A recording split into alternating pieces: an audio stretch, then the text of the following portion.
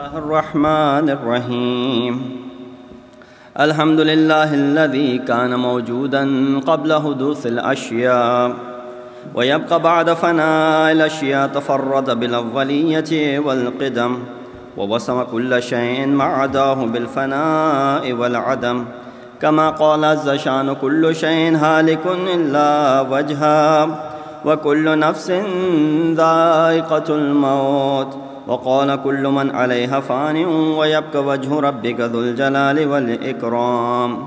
سبحان من لا يخفى عليه اختلاف النيات ولا يعزب عنه معاصي العباد في الخلوات.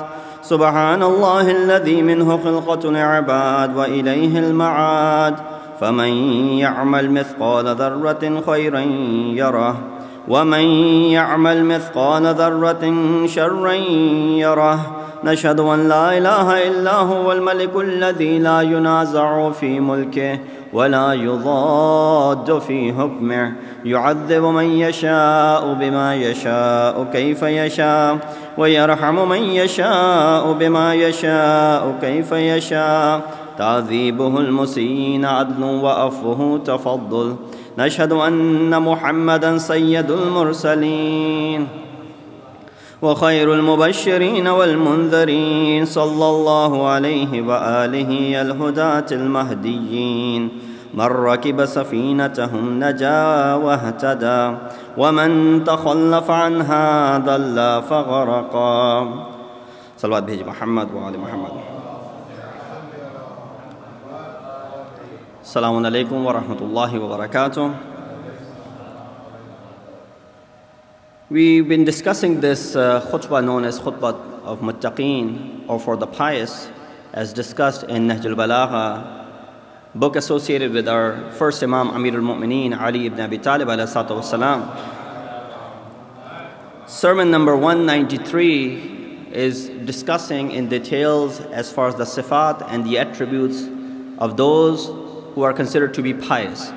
We've talked about a few aspects of it, and last week when we were discussing this, we reached a place where we were talking about how Amir al-Mu'mineen Ali ibn Abi Talib alayhi salatu wasalam, after having mentioned, that the first thing that he discusses as far as the sifat are concerned, he says it is in their speech. As far as their speech is concerned, their discussion and the talk of those who are known as muttaqeen. And this is where we went into the details of explaining the different vices and evils that exist as far as our tongue is concerned, and the things that sprout out of our tongues, and how should we be watchful over it. After having mentioned different aspects of how this tongue could be devastating, we left off where we were discussing some of the cures as far as what can we do in order to stay away from those evils and vices of the tongue. The first cure for this deadly disease out of 5 cures, inshallah, that I will mention is what we discussed last time as known as silence or sukut. We talked about that we find in many traditions that command to keep silence where it is not necessary to speak. Hence, more you speak, the higher chances of making mistakes and committing the sins. We quoted a hadith from Bihar al-Anwar which says, لا يسلم أحد من الذنوب حتى يخزن لسانه. No one will be saved from sinning unless they hide their tongues in a vault. Here we also mentioned a point that it is not to be taken on the wrong context, saying that we should stay quiet and should not say anything anywhere. No, that is not what is being discussed over here. Places where you see tyranny and oppression and aggression, where a person has to take a stand and stand up and speak out, this is staying put over there and staying quiet over there and doing silence over there is not something which is recommended. Nor does aql or intellect orders that, neither does our religion tell us to do so. But Amir al-Mu'mineen mentioned, he said, إِذَا تَمَّ الْأَقْلُ نَقَصَ الْكَلَامِ. And you see how it resembles in our daily lives. Imam says the wiser a man is, the less talkative he or she will be. How these two things have relation with one another, we'll explain that very quickly. When the aql of insan or the intellect of insan reaches perfection or near perfection, his speech decreases. In other words, there is a close and direct connection between aql and kalam, the intellect and the speech. Both of these are two scales of the balance on each side. And as soon as one becomes heavy, and that is the intellect or the aql, right away you will see the other side becoming lighter, or this side is getting heavier, the other side will be getting higher. In other words, the other side will not be as will not have the same impact as with this side. So the more the aql is, the more the intellect is, the more the wisdom is, the less talk and speech will come from this individual. This is why Imam says sukut or silence is a sign of maturity and is also a sign of experience. The second cure for this illness, in order to go ahead and fix this illness, is tafakkur qabla talaffuz. What does that mean? It means first think and then talk. Simple as that. First was silence. Second is first think, and then before you go ahead and say anything, think about it and then speak out. This will go a long way as far as curing this illness is concerned and staying away from the vices and evil of the tongue that exist. So another cure for this illness is thinking before talking. It is a complete manifestation of the kalam.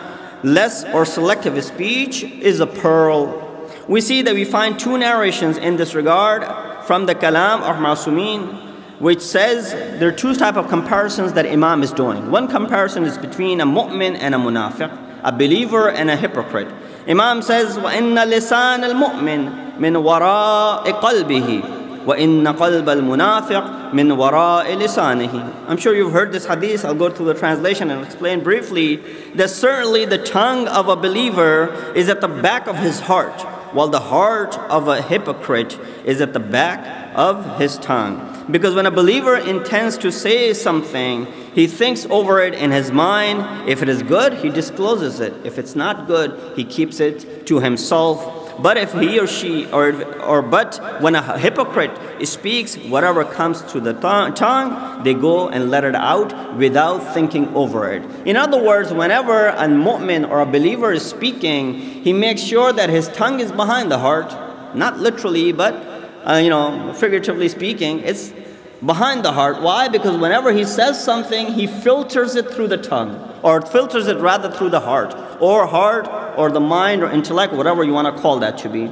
So before it goes through this filter, it does not reach the tongue of this person, and that is why this person is known as mu'min, a believer. As opposed to the opposite of a mu'min, who's a munafiq, this person keeps his tongue ahead of his intellect, keeps his tongue ahead of his heart, and lets out whatever comes flying out of this tongue. And therefore it is very important that we find ourselves that which group do we belong to. If we are just saying things out of nowhere, and we're just saying things because we have the habit of saying things, and we're not reviewing it before we utter it out of our tongues, let it be known that which group do we belong to. Hopefully we're not on the group of the hypocrites. But Imam also discusses the same hadith and compares two different people. Here he compared a believer with a hypocrite. In another hadith, Imam compares ahmaq with an aqil, an intellect with a stupid.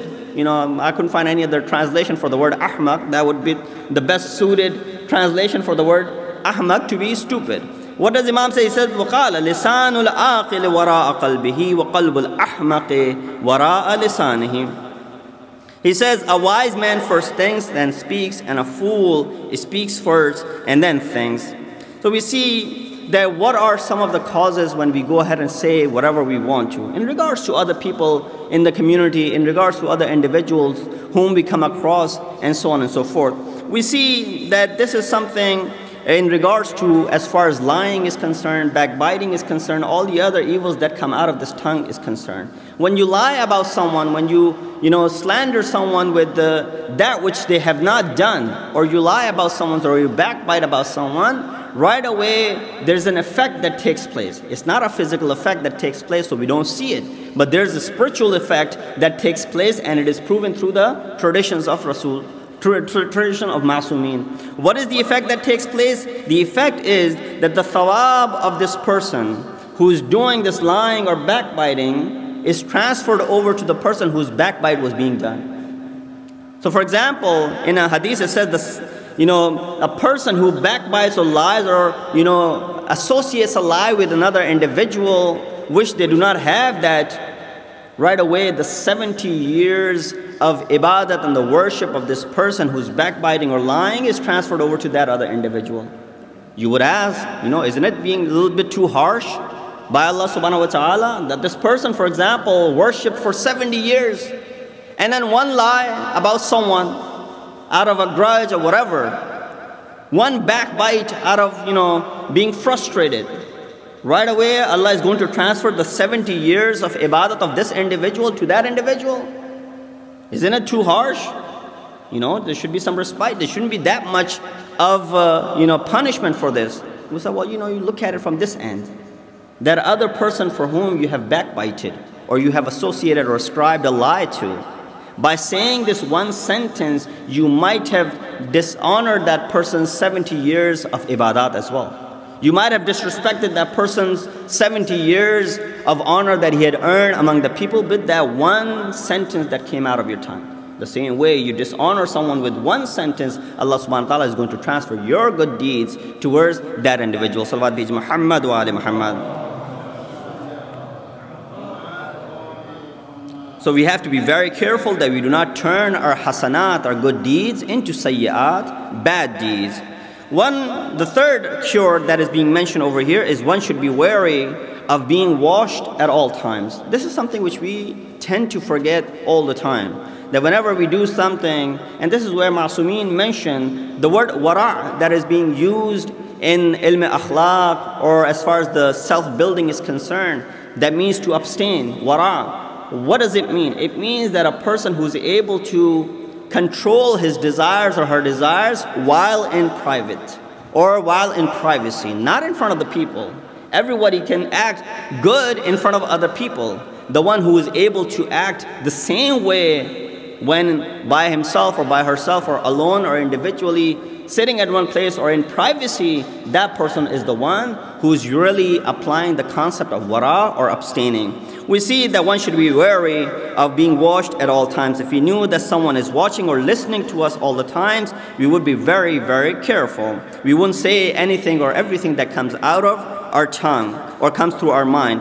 If one knew that their voice is being recorded or being taped or whatever, someone will hear it later on, they will be very careful as far as their speech is concerned. This instigates a purpose for this person to speak according to the standards of speech. And that's why we see this practice is something which is seen on televisions and radio stations.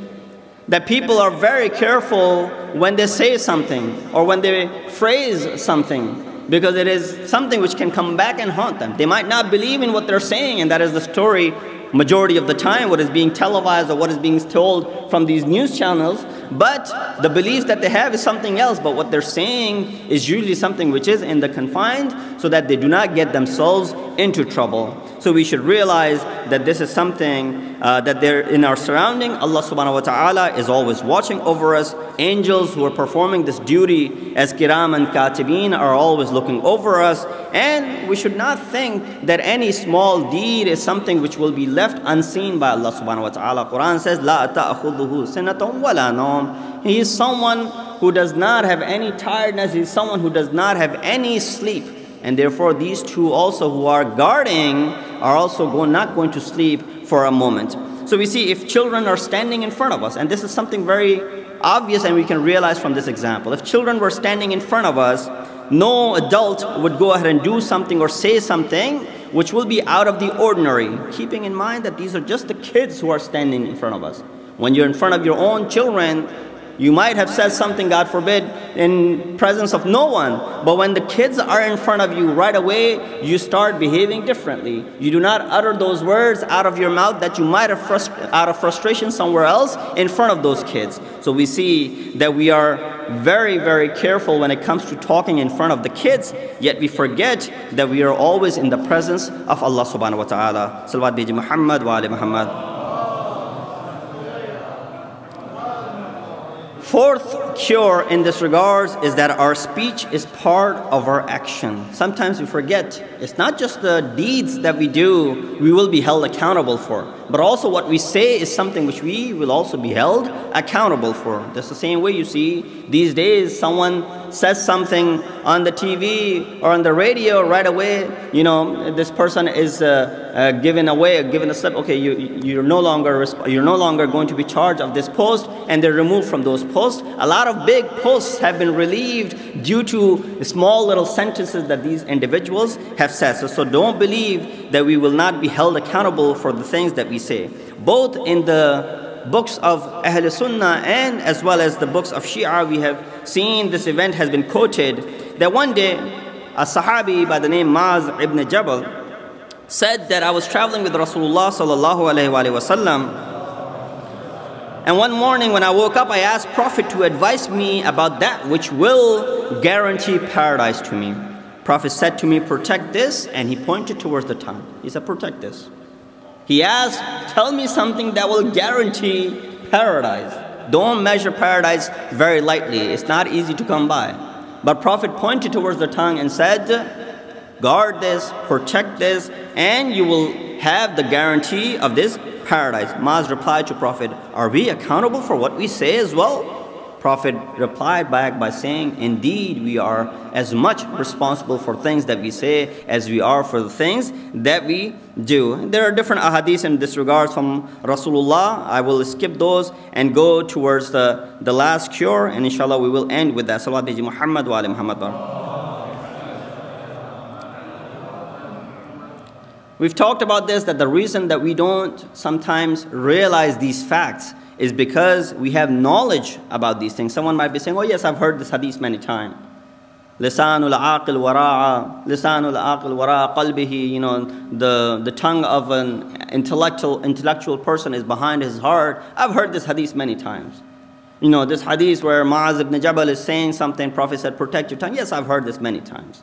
So we have the knowledge of it, but we still do not act according, we still do not adhere to the teachings of Rasulullah. What is the difference? The difference is that we have the knowledge, but we don't have iman. Knowledge is there, ilm is there, but there's no lack of faith as far as what is being said. And this is something which we have discussed before, that if you told someone that alcohol is an intoxicant, which destroys our body from head to toe and also affects our children, it is an addiction which brings poverty and illness and obliterates our lives, a person might revert back and say, oh, this is something bad. But still we see people know about the causes of this disease. Quran mentions it, you know, Bible mentions it, other scriptures mention it, yet we still see people addicted towards it. But we see people, even by seeing all of these examples, they do not take heed and continue down the path of destruction. Why? Because they're lacking faith that yes, it might do something of that sort to me. They know about it, they have the knowledge of it, but they lack the faith as far as this is concerned. They have knowledge of its bad effects, but they don't have faith and iman in that. And this is where we can understand that knowledge and iman are two different things. We all know, and I've given this example before, how a child, you know, who was playing all day long in basement by himself or herself with her friends, you know, at night time you ask the same child to go grab something from the basement. Now it's dark over there, the child won't go. You know, why? You were playing all day over there. Yeah, there was lights over there. It was, you know, bright at that time, and so I didn't have any fear of going down into the basement. What's wrong around? There's no light.